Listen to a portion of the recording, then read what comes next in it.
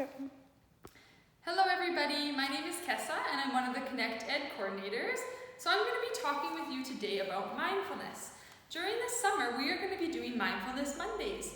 So I'm not sure if some of you have heard about mindfulness or yoga or different ways to relax and relieve some of our stress. So mindfulness is something that I find is really useful for me and for my students that I've taught before. So mindfulness, the best way when I describe mindfulness is when I'm walking my dog Oscar. He is thinking about the walk, the trees and the sun, and we're walking outside, and maybe my mind is very full, thinking about all the things I have to do, everything that's going on in my life right now. So is your mind full, or are you being mindful? So being mindful is being in the moment that we are in right now, and just focusing on what's around us instead of all the other little things we could be thinking about. It's kind of like daydreaming. Sometimes if you're in class, you might be daydreaming while your teacher is talking and trying to teach you something. You're maybe not being mindful of what's going on, but your mind is full of other things. So yoga and mindfulness can really go together.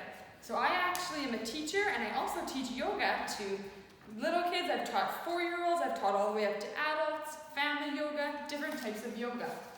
And so the history of yoga, it began years ago, and it really has to do with nature and animals. A lot of the poses in yoga are based on trees and animals and mountains and the movements of the stars. And yoga reflects everything around us, so we can make almost everything and anything into a yoga pose. Breathing techniques. So different ways of breathing. You might think of breathing as something that you just do, but breathing actually can help you relax, and proper breathing can help you feel, proper breathing can take away some stress in your life. So there's different breathing techniques that we're going to teach you throughout this whole summer. We'll do some different yoga games and poses and stretching and some different breathing and being mindful. And so this is one thing I want to leave you with for how to take a mindful moment. Sometimes maybe you're sitting at home. I want you just to sit up nice and tall, relax your shoulders, maybe close your eyes, and I just want you to take a deep breath in and a deep breath out. I want you to look around and list 5 things that you can see right now. You can say them out loud or you can say them in your head. I just want you to look with your eyes at 5 things that you can see. Then I want you to list 4 things that you can feel or touch. Maybe it's your clothes, the paper in your hand, your computer. 4 things. 3 things that you can hear, so listen. Maybe there's background noise, maybe you don't hear anything, maybe you hear the fan, maybe you hear your breathing. And list 2 things that you can smell. And last, I want you to think of 1 thing that you can taste. Maybe you just taste air, maybe you taste nothing. So that's taking a mindful moment. And sometimes when I get overwhelmed, I'll stop and say, look, take a deep breath, close my eyes, and look around and use my 5 senses to see how I can be mindful of where I am right now.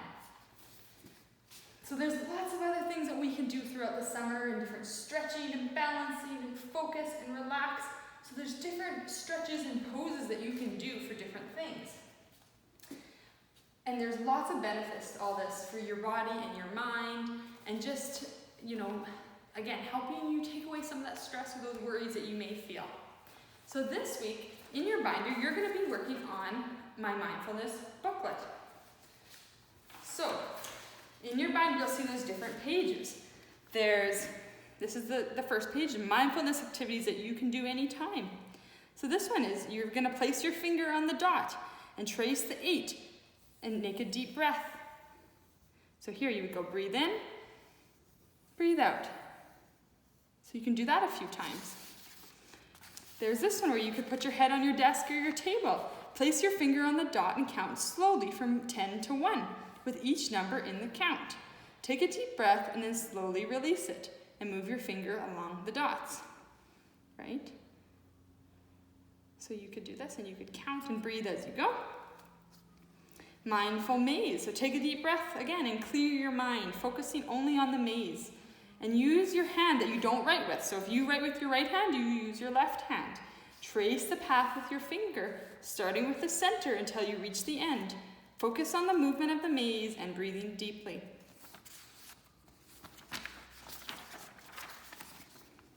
This is like the mindful moment that we just did. It's grounding or having a mindful moment. So it's that same thing. Get in a comfortable position, take a deep breath, think about the things you can see, you can feel, hear, smell, and taste. This one is a body scan, and one day I will take you through a body scan where you will you'll take a minute and you'll relax and you'll listen to your body and what it's telling you. So you could, it's like an x-ray, when they scan your body. I want you to do that for yourself. So start with your toes, move your toes back and forth, then move your calves. Take a few deep breaths and notice how your chest rises and falls with each breath. What I like to tell people with breathing is if you put a hand on your tummy and you breathe out and you breathe in, it will be like a balloon and it will inflate and deflate. You should feel the breath in your stomach. So these are some things you can do for your body scan. In the last page of your book, I want you to think about the strategies we've talked about today, or maybe some other ones you've done at school. Draw and write about it. Tell us what kind of strategies you use, and then you can share that with everybody else. And here are some situations where you can try your mindfulness techniques. So maybe before a test, maybe before something that you're really nervous about, maybe before bed. So I would like to hear with you on our next Zoom meeting what you like the most. And please send us some pictures or comment on Google Classroom with anything that you would like to share with us. So thank you for listening, everybody, and I'll see you next Monday.